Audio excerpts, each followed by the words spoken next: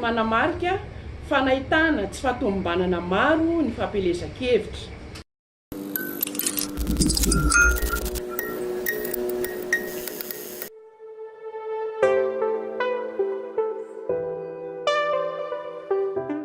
Dia hita fa nisy ireo kandidà na vondron'ny kandidà izay nanararaotra nampahafantatra ny vinany sy ny fandaharan'asany mialohan'ny daty ofisialy nanomboan'ny fampelezan-kevitra.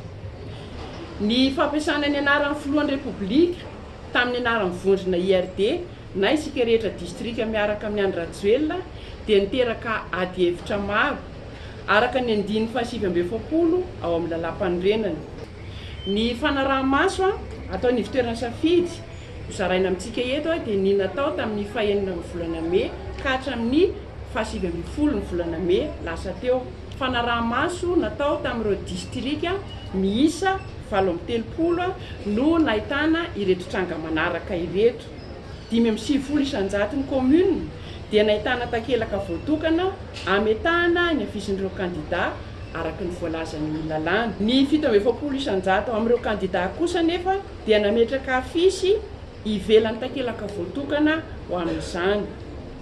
Ny 30 isan-jato ny kandidà kosa dia niara-ny tsindry sy ny fandrahonana. Ny iray tamin'izy ireo aza dia niara-ny fandrahonana miaraka amin'ny fitaovam-piadiana. 410 isan-jato kosa no trangana fanaparam-pahefana voaray. Ny 30 isan-jato amin'ny mpanara-maso dia nanamarika ny fisian'ny fizaram-bola nataon'ny kandidà na ireo solitenany ho an'ny vahoaka. Ny 5 isan-jato ny kandidà kosa dia nizara fanomezana hafa ho amin'ny mpifidy.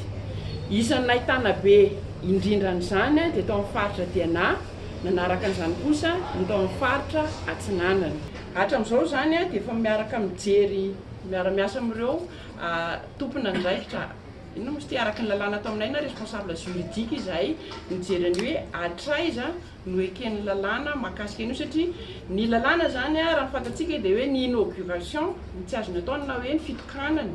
Dia ny hitantsika nefa fa ny atao amin'ny filoham-pirenena indray amin'izao dia hoe manao inspection. Dia iny hoe ny lalàna no ahafahantsika mijery an'izay fa eo ampijerevana an'izay mihitsy ny ekipa juridique amin'izao fotoana iresantsika izao.